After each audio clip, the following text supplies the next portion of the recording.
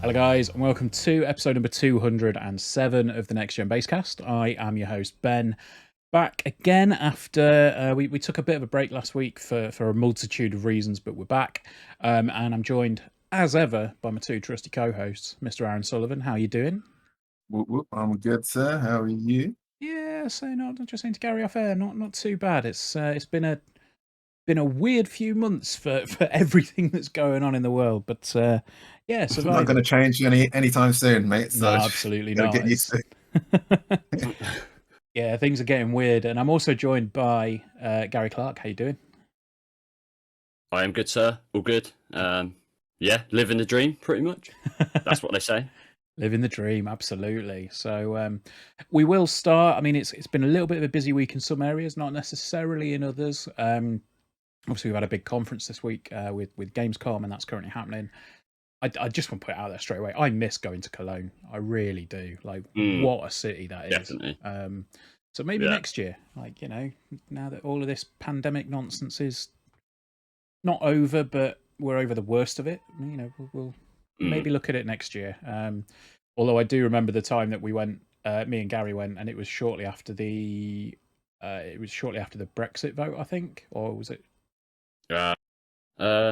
Yeah, I think it was shortly after the Brexit vote. So like we had, we'd booked a room and it was priced in euros, and it was like pay when you get there or pay when you leave. So we got there, and because all of the markets basically crashed in the UK, it ended up costing us like 120 quid more than it would have done when we booked it. But, yeah, you know, I remember that. Yeah, fucking hell. Yeah, that was a nice surprise, wasn't it? Anyway, we will start with, as always, what we've been playing, and I'll come to you, Gary, first. What you've been playing over the past few weeks? So I've actually been giving my Switch some love. It's been a while. Okay. I'll be honest, it's not my sort of main sort of console I use. I just use it every so often when a game I'm interested in comes out. So I've been playing Kirby in the Forgotten Land. I got it cheap because it was on sale, and that surprised me. I didn't expect to like it as much as I did. It's a very, how do I put this, sort of very PC. It's very Japanese, if that makes sense. Yeah. It's very Nintendo in its sort of the way it is. But it's great fun. I'm sort of, I don't know, like three hours in maybe. Yeah, it's a lot of fun. And I know you guys played it and done a let's look at it. Yes. It's very odd. It's sort of very Kirby in its sort of execution, like the way you essentially, without sounding perverted, suck things up. It's an odd one to try and explain. It's think Super Mario 3D World meets Kirby essentially, but with Kirby's sort of abilities. But yeah, it's great fun. Having a lot of fun with that. Just been playing other stuff like older games like Mario Kart. Been checking out the sort of SNES Online stuff. So yeah, Kirby. If you have a Switch, I do recommend it because it's going to be up there for one of my games of the year. I don't think it will be the game of the year, but it'll be up there or thereabouts. So yeah, it's on sale at the moment in the UK in some places. So it's an option if you are interested in it. Yeah, good fun, and the soundtrack is incredible. It's typical Nintendo. Nintendo always do a good soundtrack for those sort of games. So yeah. Apart from that, I don't believe I've played. I played a little bit of Fall Guys on the Xbox, but nothing on PS5. I'm waiting for The Last of Us Part 1. Yeah, I think that's pretty much it. So it's mainly Switch stuff, really. Just giving that some love at the moment. So cool. What about yourself, Aaron? What you been up to? In keeping with the football season starting, I realized that FM 2022 was on Game Pass. Yeah.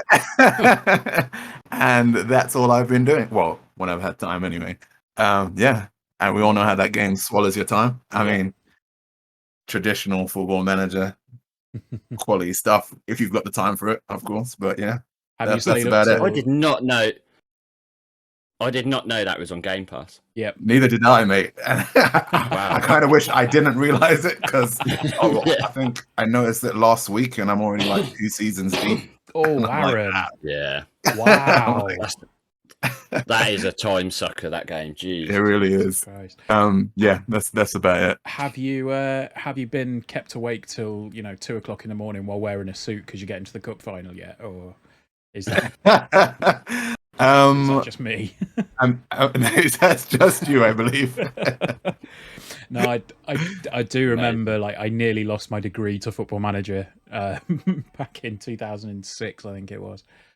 Yeah, hell of a series. I did pick it up and I did start playing as my beloved Lincoln City, but I haven't gone back to it yet. I think I'm actually glad I stopped playing that game because it just took over. It takes over your life, right? Yeah, and then thing is, if you take over the team that you support, and then you go and watch them, you're like, why doesn't he put Thingy on? It's like, oh yeah, because I signed him in Football Manager, didn't I? Yeah.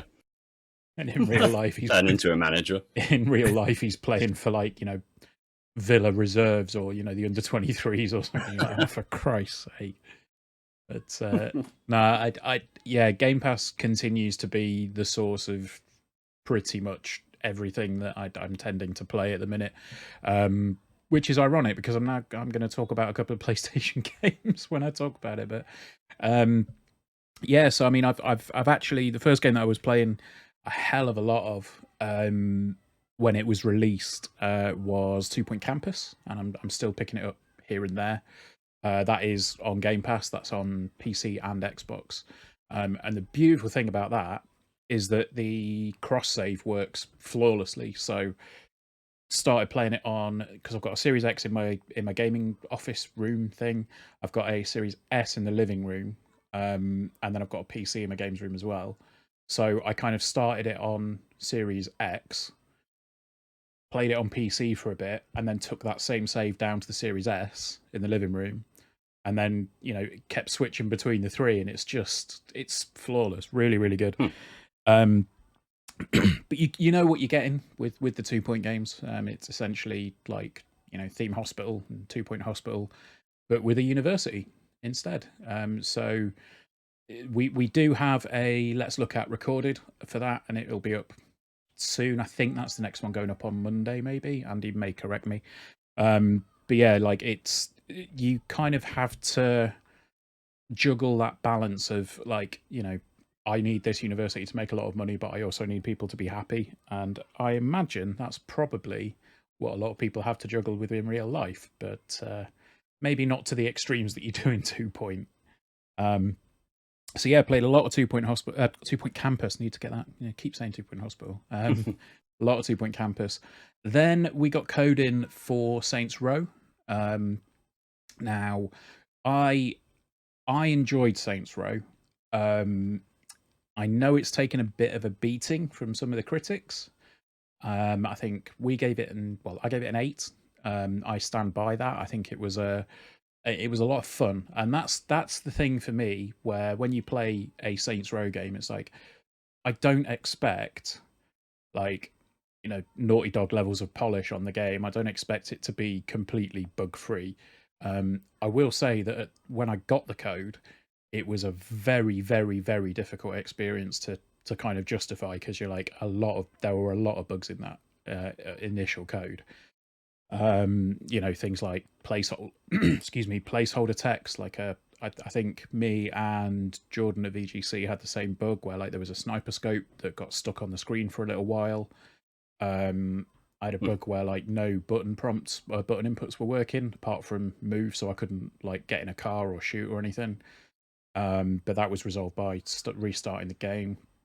But they put a patch out quite late in the review cycle, so I was able to actually play through quite a lot of the game with a lot of the bugs fixed. I mean, it's still not perfect, and it runs okay. I mean, we've got a performance video up if people want to check that out. But it's on the PS5. You can either do 4K with an unlocked frame rate, which is a problem, 1440p performance, 1440p quality, and that has a ray traced ambient occlusion option. Then you can do 1080p quality, 1080p frame rates, and yeah, the ray traced AO is on the performance mode, the quality mode as well. And the only mode that really gets 60 frames a second solidly is the 1080p quality mode with the ray tracing turned off. So, yeah, like apparently it runs quite well on PC. I know Digital Foundry did a tech review on the preview that they did, and that seemed to be okay. So whether there's some console specific stuff that isn't optimized yet, I don't know, because it's their own. I believe it's their own engine this time around, so that they've kind of tweaked and optimized a lot of things in the engine. So maybe there's some work to be done there. But that aside, as I said, I enjoyed I enjoyed my time with the game. I can't lie. Like you go into it. It's a Saints Row game. Like what more do you want from a Saints Row? It's daft. Well, preferably not these bugs that you were talking about. Yeah, obviously. I mean, like I said, a lot of them did get patched out, so that's not too bad. But like I think with a lot of criticisms around Saints Row 4 were that it got stupid, and I think a lot of people enjoy the silly side of Saints Row, but not stupid stuff like the superpowers, running up the side of a building and essentially turning it into Crackdown.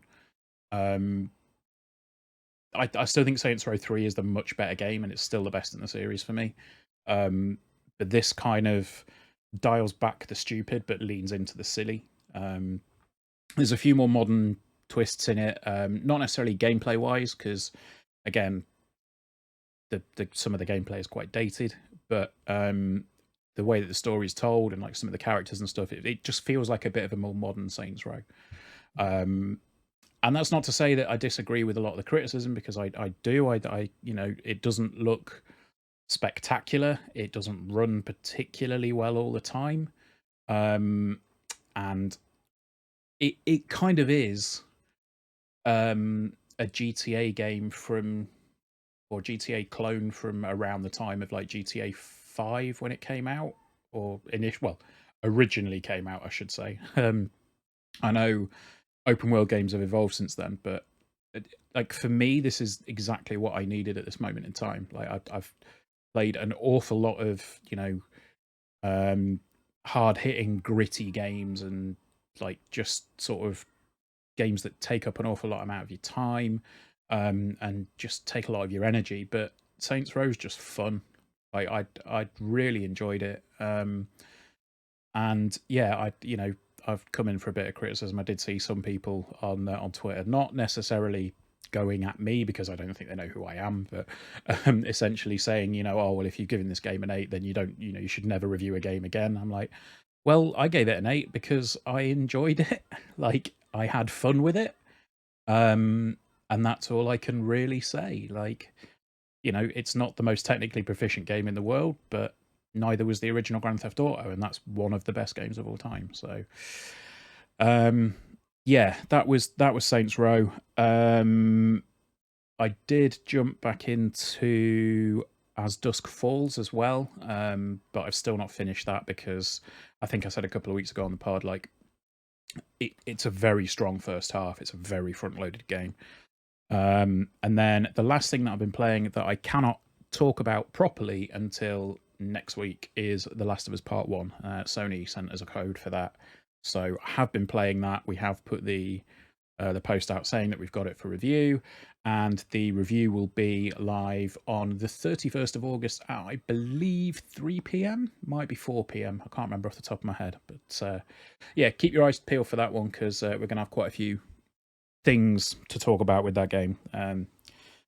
One is actually semi-related to the first piece of news, because we've actually been discussing it in our group chat just before we started recording. But the first piece of news is that Sony have confirmed this week, after there was a little bit of discourse through the week surrounding, are people going to start putting prices up for things? And Sony have confirmed that they are indeed putting the price up of the PS5, I believe, by £20 in the UK, and a few other places across the world. Seems like a bit of a shot to the foot, maybe. I don't know. Like, I'm not particularly amused by this. I mean, obviously, we won't have to worry about it because we all, the three of us and people on the site, we own PS5s already. But I think with the initial shortages, sorry, it's gone up by £30. So the PS5 was 449, has now gone up to 479. The digital edition's gone from 359 to 389. So it's £30 price increase across the two SKUs. But Aaron, I'll come to you first because I think this is a decision that seems to have been born out of Sony deciding that their prices have all gone up, so they need to pass that on to the consumer.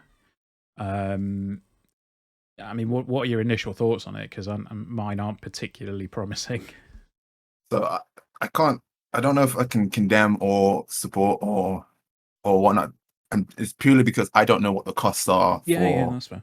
I don't know what like how much profit they were making before, how much profit they're making. Oh, have we lost him? Judge a company for that. But the problem is that everybody's trying to pass on the costs at the moment through everything, and a lot of the stuff it's not completely honest. Some of it is, okay, our costs have gone up a little bit due to whatever inflation, 9% or whatever, and then we're going to add our little because we can now. So, and everybody will just kind of take it. So again, like I always say with these companies, it's about transparency. Like if you want to say, okay, obviously they can't break down all because it's a complicated manufacturing process to get parts from here, parts from there. But if you just a general idea of where the increase in price is coming from, then I think people will be a lot more accepting of it. But yeah, I can't really judge because I honestly don't know. Like they'd have to be more transparent. But obviously people are going to be pissed off because it's a hard time right now. Yeah. But as you were saying earlier before the recording started, if you're having a hard time, should you be buying a PS5 right now? Like, that's really the messaging. I mean, I think that statement, like, it's kind of that's kind of the crux of it, and like the big problem for me is that there will be a lot of kids this Christmas that will want a PS5, and for some people they may have been saving up all year for it, and if that's the case, then £30 is a bit of a difference.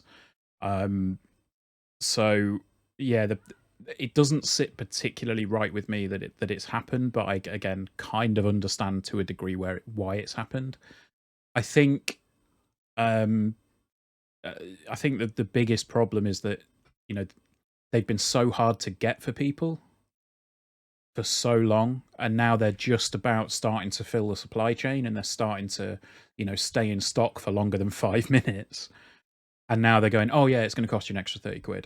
I tell you what, you can rest assured that if it goes up and stock comes in and they aren't coming off the shelves and there is lenience and they can drop the price, it will go straight back down. Oh yeah. So you might have to wait a bit longer. As the case is, I'm sure our graphics cards brethren will completely sympathize with this. Man. You might have to wait quite a bit longer. But you will get it at the price you want to get it eventually. It's just a case of demand and whatnot. I mean, Gary, where do you sit on this? Because I think we'll come to Microsoft's response shortly, but I mean, like I said, they've been like gold dust for over 2 years at this point, and then I think this is probably the first time in history that we've seen a console price go up after launch. Yeah, I was going to say that. Just adding on to what Aaron said as well, I'm sure a lot of retailers will take a hit, so they try and keep the price as close to what it was before, so they're hoping that people buy software and it adds up, and then it's a weird one because like you just mentioned, I can't remember another console ever going up in price. It always goes down, but what they usually do is release a newer version of the console to justify keeping the price up, and then the old one drops down. So like Aaron sort of said, it's hard to sort of judge this on basically we haven't got enough sort of information about it. All we know is the price is going up because of such and such sort of situations where prices are going up for supplies or whatever. The cynic part of me thinks that is that the case, but then at the same time, with everything else going up in price, potentially it's got to be true, right? Like you mentioned, it doesn't really affect us because we already own one. But for people that are looking to pick these up for Christmas and stuff like that, it may push them to the other side. It could backfire massively on Sony. It could, obviously. But I don't think I think a lot of retailers, like I mentioned, I think they will try and keep it to that sort of level it is at now, just because they know once they've got that hook in people, potentially they're going to add stuff like controllers and extra software and stuff like that. So, yeah. But another thing to mention, it also doesn't help Sony this generation with the fact that their games are £70 a pop. Yeah. Whereas with Xbox, you have Game Pass. Yep. Yes, there's not everything on Game Pass, but it's got all their first party stuff. It's got a great sort of catalogue of third party. So, yeah, it's going to be interesting to see where it goes. Say in 6 months, will it affect Sony's sales? Because at the moment, if I'm right in saying, it's pretty neck and neck in terms of sales. Okay. There's not much in it across the world. Obviously, different markets are different. Like in Japan, obviously, the Switch is dominating. In Europe, I believe it's the PS5, but then in North America, I think Xbox is more. So, yeah, but it'll be interesting to see how this affects Sony moving forward. But yeah, it's a weird one. I never thought I would see this, and yeah. Did I hear correctly that prices? Like America's not getting a price increase? Yes, is that correct? That's correct. Yeah. Yeah. So the pricing. So how does that work? Is it their economy it's in the toilet? Right yeah. I think this is probably related to what Gary said. Is that like Sony's stronghold has always been Europe and Asia and South America.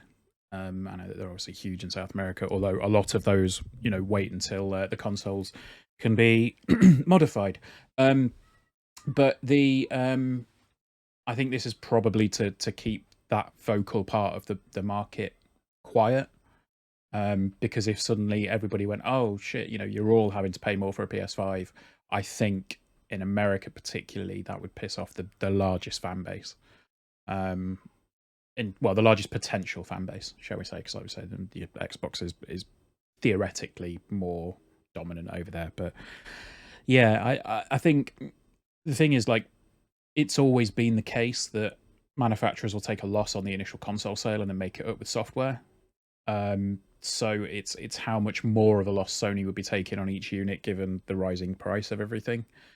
But I seem to remember something. Don't quote me on this, but I seem to remember somebody saying something around launch where they said that the PS5 essentially breaks even when they sell a unit. So, that will obviously now mean that it would be taking a loss with the increased costs. My question would be, and this is where, I don't think we'll see an answer until maybe the middle of next year, when the costs start to go back down. Will they drop the price in line with that? Because probably not. That's the thing. Like, it's one thing to say, oh well, our costs are going up, so we're going to charge more. But will they do the right thing, in inverted commas, and say, well, when the price drops down, we will pass that saving on to the customers? Like, I think they might do, but as I said previously, they're probably by that time they will probably release an updated version of the console. I think that's probably the best. That way they can keep one still high and still make their potential profits. Yeah. And presumably the current one we have now has a cheaper manufacturing, so they can lower that price and it still evens out for them. So, that's what I would say. So probably happen. Do we know if is it just hardware that's going up in price? What about like accessories and stuff like that? I believe it's just the console hardware itself, so everything else will be the same price. I haven't seen anything that suggests an increase for accessories and peripherals and stuff. So it's just the consoles itself. Okay. So, but there we go. If it would be amazing, as Gary said, if they just lowered the price of at least their first party software back down to 60. Yeah, that would be amazing. I mean, it's such a weird situation that we're in. I mean, I know, I know that we're incredibly privileged to do what we do, and the fact is that we will, 9 times out of 10 we will have a Sony game ready for a review for the embargo and all the rest of it. But I honestly don't know where my head would be at if I weren't able to have that privilege. That's not saying that I'm going to be favorable to all Sony products and everything else because we get stuff for free, because that's not how we work. But the fact is that I still haven't bought Gran Turismo 7 because it was, like you say, 70 quid on launch, and I didn't review the game, so I haven't bought it yet because I don't feel the need to buy it at the moment because I've got other things to play. So whereas with the Xbox, like I've got like Gary said, I've got Game Pass, so I'll play Forza, I'll dip into Halo and play what remains of that game. I will play anything that comes out on Game Pass because it's there, it's available. Whereas you've got to make that commitment for 70 quid for PS5 games. So it's a weird situation that we're in, and like I said, just crazy times in the world at the moment. But Gamescom started with Jeff Keighley's opening night live. All 2 hours of it, which, Jeff, we love you, man, but come on, like we've got things to do. Yeah. Got to fit those advertisements in. And yeah, there was a hell of a lot of games that got announced. We're just going to run through some of the big announcements here, starting off with quite possibly the biggest announcement of all time to be announced at Gamescom. Hideo Kojima's doing a podcast. Yeah, it's a bit odd, but didn't expect that. Another man we love, but really, like, you know what? I'm not going to judge it. Maybe it's an amazing podcast. Maybe he's going to have amazing people on it, and we're going to get wonderful insights into the industry. But I would hazard a guess, and I love I love Kojima games. I love pretty much everything that he's done. I've enjoyed, but I'm fairly certain that the first episode of that podcast will be called "Why I'm So Great," and everybody that he has as a guest will say, "Hideo, why are you so great?" And he'll reply with, "This is why I'm so great." And that's going to be the podcast. What Aaron just said then really was my first sort of thought when I see it announced. It was just like, okay, yeah, I suppose. So how are they? A question: how are they going to do it? Because obviously he speaks very little English. So is it just going to be like a translation over the top of him, or? So I believe they've said there'll be the Japanese native podcast, and then they will have a translated version available. So whether that's kind of somebody reading from a transcript with a guest or what, I don't know, but I would probably imagine that they'll have they are going to have an English version, but the big thing about it is that it's exclusive to Spotify, which I don't have Spotify. So can you get podcasts on Spotify free? I don't know. I believe so, but I think it's with ads, right? Yeah, I mean that'll be okay. I can work around that. That's fine. But moving on to actual things that we will be able to hold and play. First one that was a bit of a surprise. Sony are releasing an Elite controller competitor, essentially. The DualSense Edge is coming to the PS5. It has got replaceable thumbsticks. It's got back buttons, and you can do stuff on the. It says it's got an on-controller interface. Now, does that just mean buttons and switches? Pretty much, I think. Like, what does an on-controller interface mean? It doesn't make sense. But no, I've not really done a huge deep dive into that controller yet. But the initial look at it seems pretty cool. Have either of you two guys got experience with the Elite controller? No. Only at Gamescom. Right. Just sort of when it was first. I've got to laugh. This controller, yeah, it's their equivalent of the Elite. But do you know why I believe it's going to be super expensive? Because they didn't say the price in the trailer. Yep. That thing is going to be. I reckon that's going to be between 150 and 200 for that. Oh. Because what's the Elite? The Elite hits what, 150? I want to say I've got 129 in my head for the Elite. Let me just check on Bezosville. Xbox Elite controller. It is £142 currently. Although the Series 2 controller is set at £188.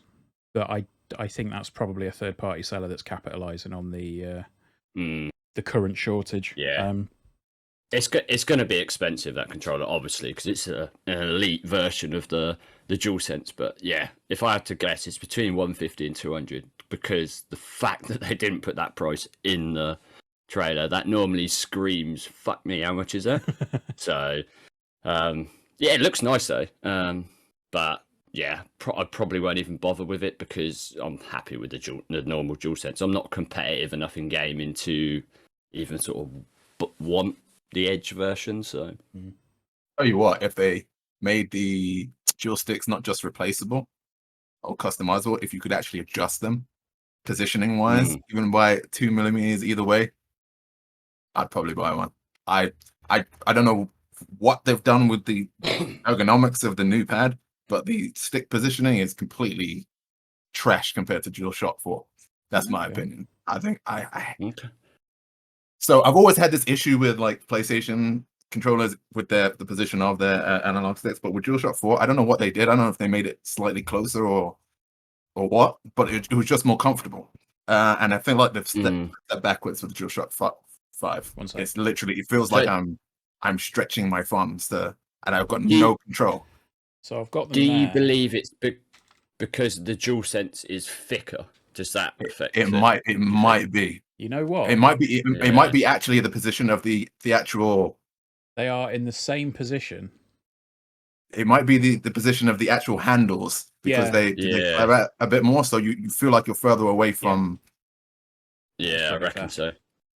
So yeah, no, I mean, I personally love the DualSense. I prefer it over the Xbox controller. I think it just feels nicer to me, and obviously the haptic stuff is ridiculous. But yeah, I'm probably going to be tempted by this because it's shiny.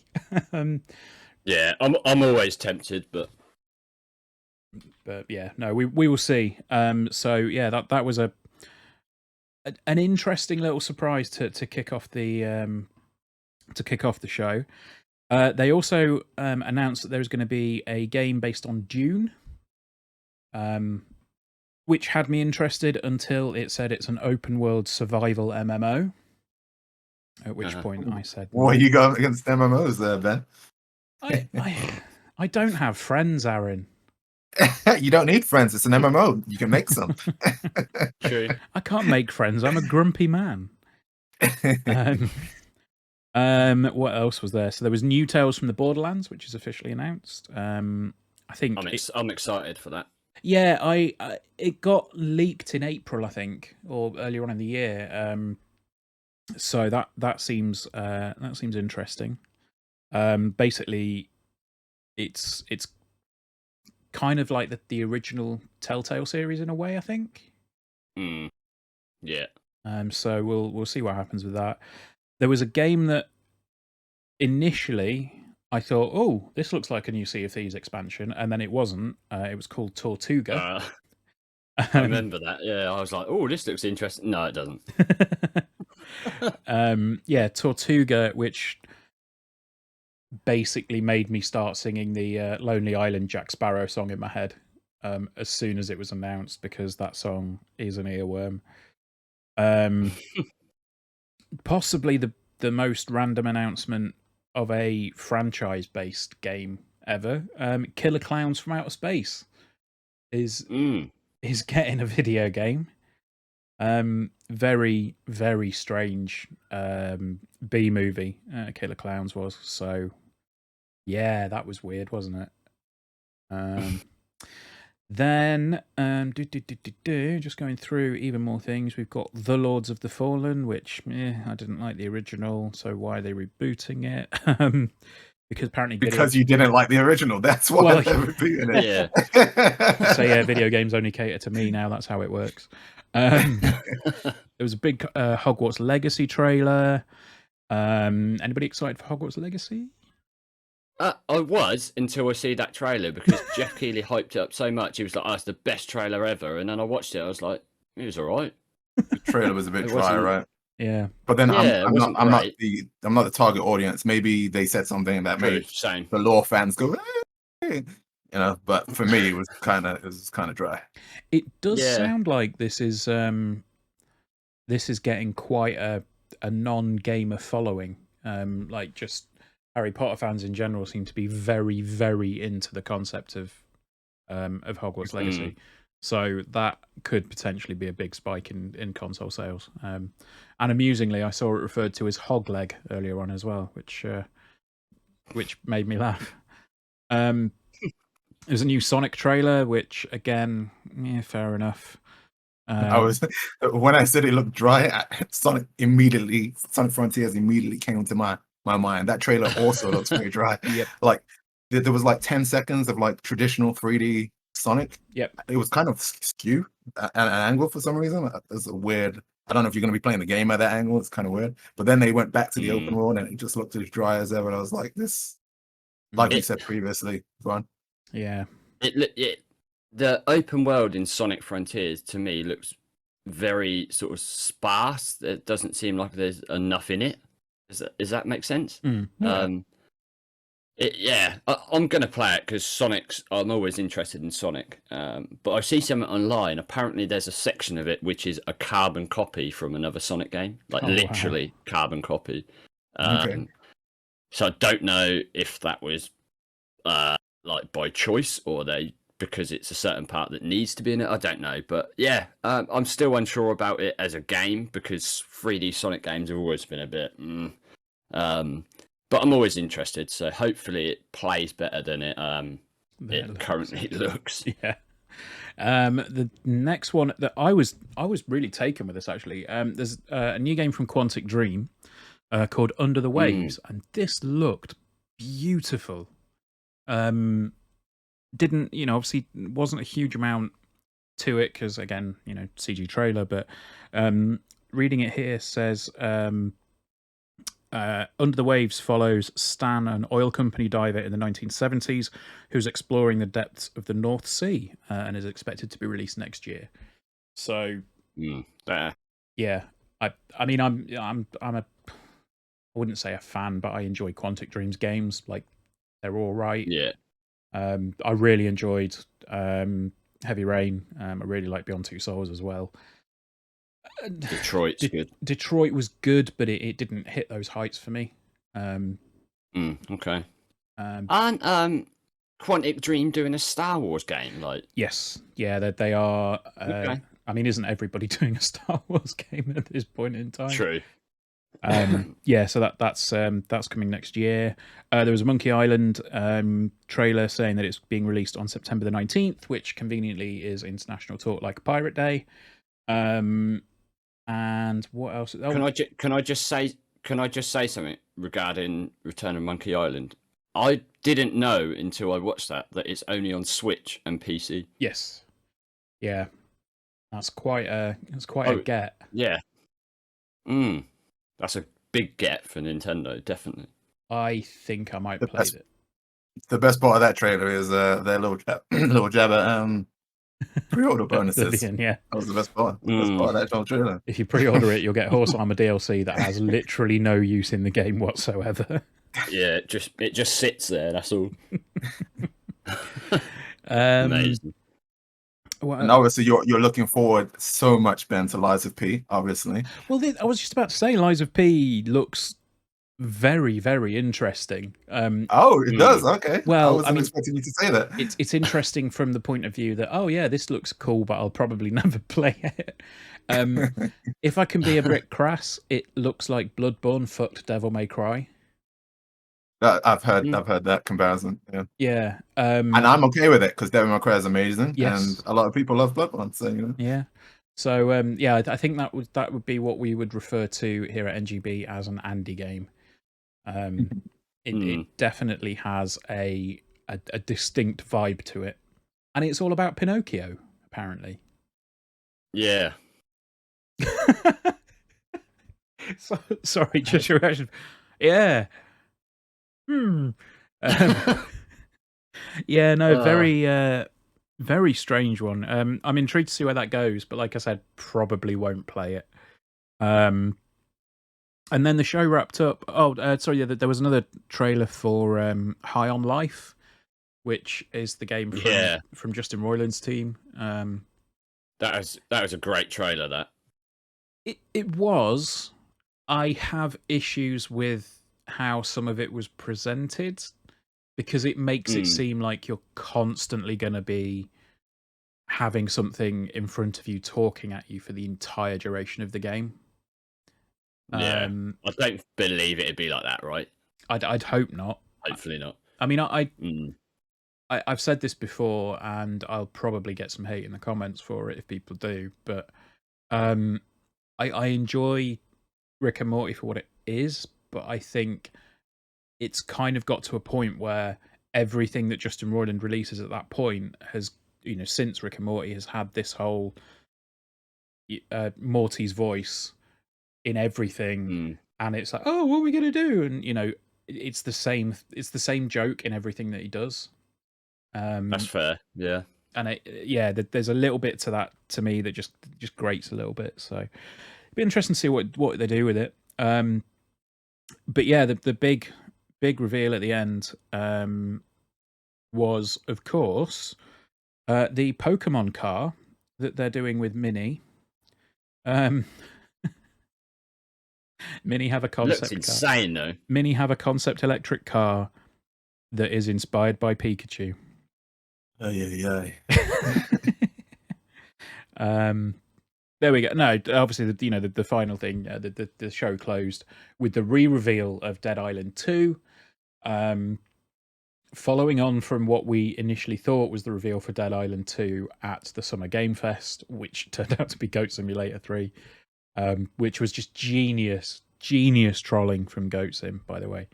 But yeah, Dead Island 2, obviously initially announced with the big CG trailer, and they said, oh, when are we going to see gameplay? And they said, well, you can see some gameplay now. And then they showed some absolute chaos with the gameplay. And the most surprising thing of all is that it's coming in February. Gary, what was your take on Dead Island 2? I'm interested. I didn't play the first game from start to finish, but I had a good go with it. And I've always enjoyed that sort of world. And to be honest, I totally forgot all about this game. It sort of slipped my radar for a while because there's not sort of been that much said about it. But it looks good. February's not that far away, but the only issue is the start of next year is pretty stacked. Mm-hmm. So is it just going to be sort of swept away by everything else? Yeah, I'm interested. Definitely play it. Hopefully it turns out to be good because people have been sort of clambering for this for a while. So yeah, it looks decent. Yeah, and Aaron, what about yourself? Did you see the gameplay stuff? What did you think? It's one of those kind of games that if I could go back 15 years and have all the time I used to have, like this game would get swallowed up, and I'd play for it. But in current times where time is at a premium, it's one of those that I can't see myself getting around to, unfortunately.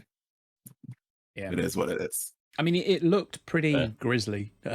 Some of the kills in that game were pretty intense. I think it's one that I'll probably check out. Again, I like Aaron, I probably won't play it through to completion unless I'm reviewing it. But I think overall, yeah, it looks interesting. I liked that they kind of had some of the humor in there still. You know, it, again, wasn't going all out Saints Row with it, but it wasn't being deadly serious. So I'll be really keen to see what they do with that as a sequel, because I don't think I'm breaking any NDAs at this point because it was so long ago. But I do remember that we got invited to check out Dead Island 2 after that reveal, the initial reveal way back when, 2014, I want to say. Was it 2014 or 2016? It was one of the two E3s that I was at. But yeah, they had the reveal, and then they said, "Cool, right, here's some gameplay," and it looked rough at that point. It didn't play well. I think the demo broke at one point. Yeah, that was at that point. You look at it, you go, "Oh, that's going to be a way off." I mean, nobody really anticipated it being quite as far off as it was. But yeah, I think it's been handed over to Dambuster Studios, which isn't too far away from where I am. I think it's in Nottingham, and they've got a few people around. So yeah, interesting one. Very interesting to see where that goes. The next, that was Gamescom opening night live. Obviously, the event is going on over the. I think probably by the time you listen to this, it may be the last day. I can't remember if it goes on to the Saturday or not off the top of my head. Because I know it's always around the bank holiday weekend, and everyone says, "Oh, I'm going to make a bank holiday out of it," and no one ever does, because by day 3 they're just like, "No, get me home. I'm fed up." So yeah, that'll be good. Yeah, next bit of news.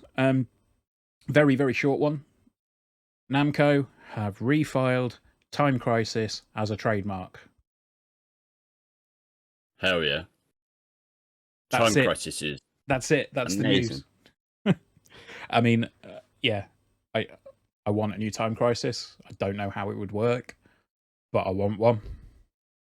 I was going to say, would you be happy playing that on a pad? Would that still give you the same? Nope. I want Time Crisis with a gun. Yeah, I think like we mentioned, Ben, in the chat the other day or yesterday, whatever it was, it's more than likely going to be VR, because having light guns just on a modern TV just doesn't work. Yeah.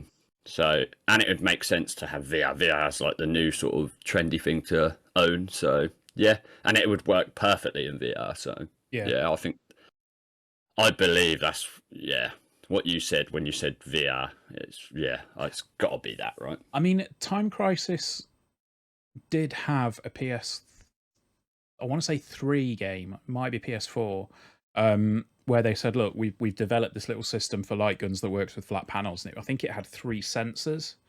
They put one on the three little mini Wii sensors, if I remember rightly.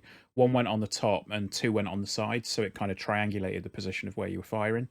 I never played it, so I don't know how well it worked. But now I've said that, I'm going to see if I can find it on eBay and see if I can get it up and running. But no, Time Crisis was one of my favorite games as a kid. Just phenomenal. Yeah, amazing. Yeah. And then the last bit of news that we're going to talk about is surrounding the PSVR itself, PSVR 2. Sony have confirmed that it will be out early next year. So I think they've kind of said maybe January to March kind of time is when they're looking for. So they're going to miss Christmas, but maybe that's a good thing with everything that's going on in the world at the moment. They will be putting the PSVR 2 out early next year, and the first chance people will get to play it is at Tokyo Game Show coming very soon. And it will be playable with a version of Resident Evil 7. No, Resident Evil Village. Sorry, Resident Evil 7 was the old one. This will be playable with a version of Resident Evil Village. So I'm glad I'm not at TGS, because I would do a poo. So I have a question. Go on. Because we've got the news of the PS5 price increasing, do you reckon whatever price they were going to put this at has now gone up? Oh, no doubt. Yes. No doubt. And do you think a more expensive PS5 can coexist with what we're presuming is going to be a very expensive VR unit for the kind of sales it kind of needs to be mainstream? Yeah. I mean, they could go one of two ways with it. They could either stick with a like high premium product, premium price model. Because I'm trying to remember what the original PSVR came out at. And was it 275?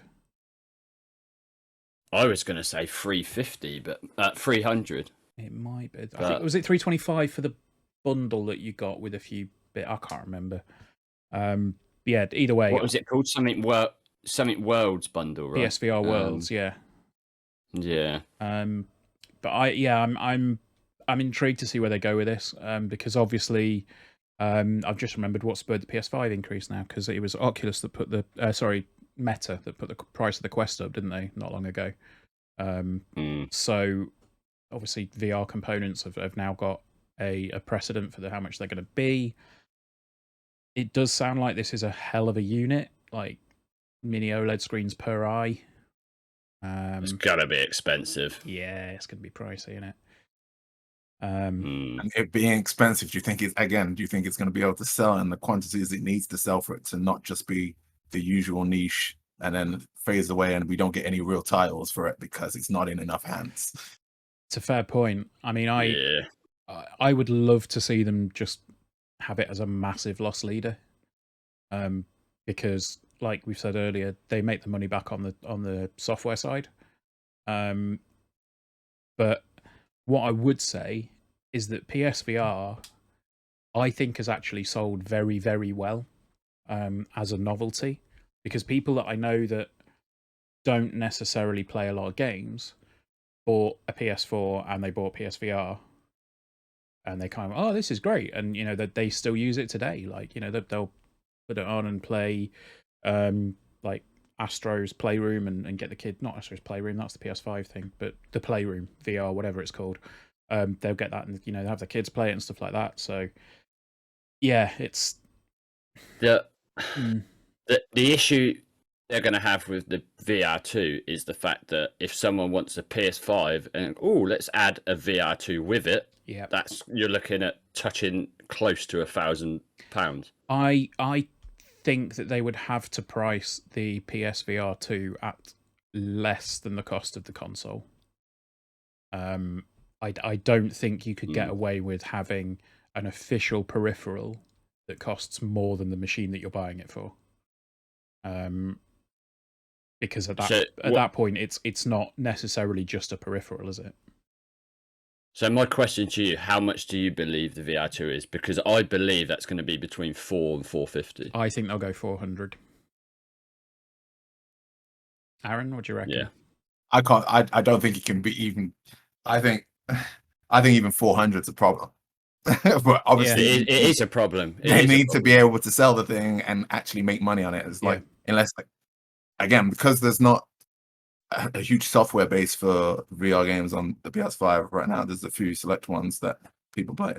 There's nothing to attract people to purchase it, and so the unit itself has to be good enough to sell on its own, and it needs to be in a price that people can afford, which is kind of hard right now. I don't know if they can sell enough. I think it needs to be less than 400. Whether it will be is I think it's going to struggle to sell myself. Yeah, the hardcore will buy it because if you're a PlayStation like hardcore gamer, you will buy it because it's new, it's shiny. But they're not the customers Sony needs. Sony need the mass market. Yeah, the casual gamer, the people that are interested just because it's PlayStation. And I think that's the point that I can't see it. I think that's the point that PSVR 1 hit. I mean, it wasn't immediate, but like I said, like there are plenty of people that I know, and again, this is just purely anecdotal. You know, I'm not gonna turn around and say, oh well, this is a massive seller because I know 4 people that bought one. Like, you know, it got to a price point where it was an intriguing novelty for people. You never. I don't think you're gonna get to like impulse buy territory with peripherals like this. people will always have to save up to buy a big peripheral like the PSVR 2. But yeah, I agree. I think £400 is probably it's a problem price. But given what they've said about the tech, I don't think they're going to be able to get it under that anytime soon. No, definitely not. So there we go. And those controllers themselves look expensive. Oh shit! Yeah, I forgot it comes bundled with 2 controllers, doesn't it? £400 is looking quite conservative now. Yeah, in more ways than one. Anyway, yeah, that's the news for the week, which means that's probably about time to wrap up. So, as ever, if you've enjoyed the podcast, do get subscribed on whatever podcast service you listen to us on. Tell a friend, because that helps. Check us out on YouTube. Check out the website, Next Gen Base. And I will say thank you once again to Mr. Aaron Sullivan. Pleasure as always. And thank you again, Mr. Gary Clark. My pleasure, sir. And we will see you guys in 2 weeks' time. All right. Take care, guys. Bye. Bye.